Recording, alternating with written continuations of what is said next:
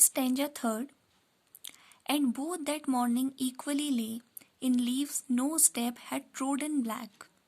Oh, I kept the first for another day, yet knowing how way leads on to way, I doubted if I should ever come back.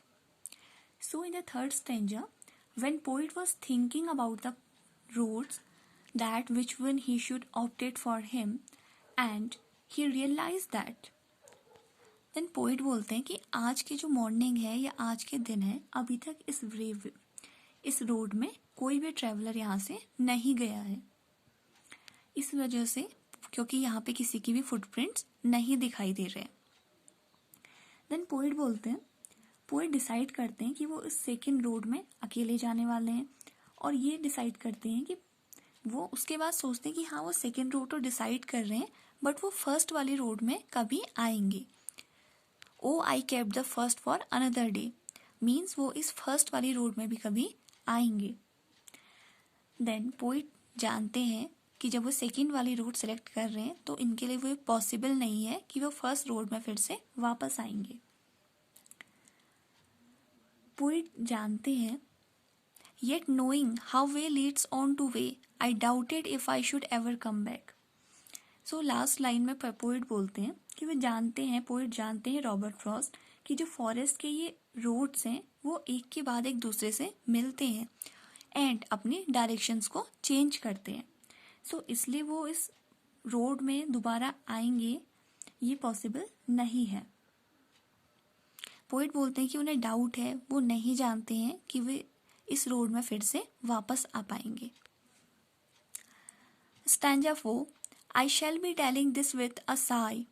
Somewhere ages and ages hence, two roads diverged in a wood, and I took the one less travelled by, and that has made all the difference.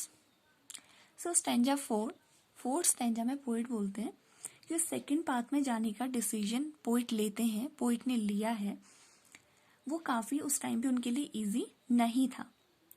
Poet बोलते हैं कि वो इतना tough था कि poet कभी इस बारे में उनकी अपने डिसीजन के बारे में सोचेंगे। डिसीजन था सेकेंड रोड पे जाने का, तो पोइट बोलते हैं कभी वो फिर से अपने इस डिसीजन के बारे में सोचेंगे तो उन्हें काफ़ी बेचैनी हो जाएगी।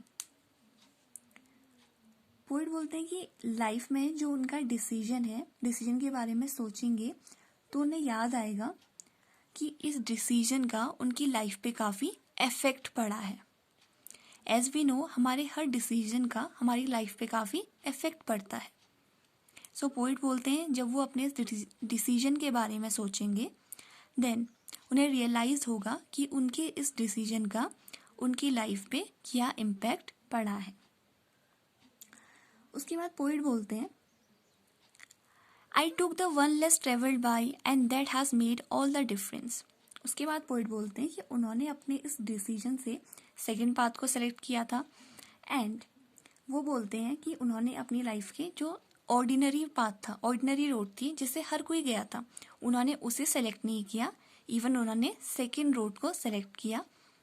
एंड वो बोलते हैं कि उन्हें इस डिसीजन का उनकी लाइफ में काफ़ी अच्छा इफेक्ट पड़ा है क्योंकि उन्होंने उस वे को सिलेक्ट किया जहाँ से कोई नहीं गया था। So let's see the literary device which used in this poem. So first of all, figure of speech is alliteration. Wanted where, first for. Alliteration means यहाँ पे टू वर्ड्स के फर्स्ट वर्ड सेम होते हैं and इनका repetition होता है और same sound करते हैं कॉन्सोनेंट्स, तो वहाँ पे alliteration होता है। S wanted where, W W. First for, F sound हो रहा है फर्स्ट फॉर, यहाँ W साउंड हो रहा है wanted where, सो ये है alliteration. एंड रेपिटेशन, रेपिटेशन हुआ है एजेस एंड एजेस का, ये वर्ड दो बार रिपीट हुआ है, ages and ages, okay. And rhyme scheme इसकी बनेगी, इसकी राइम स्कीम होगी A B A B, okay. So through this poem, the road not taken, poet wants to convey an important message to us.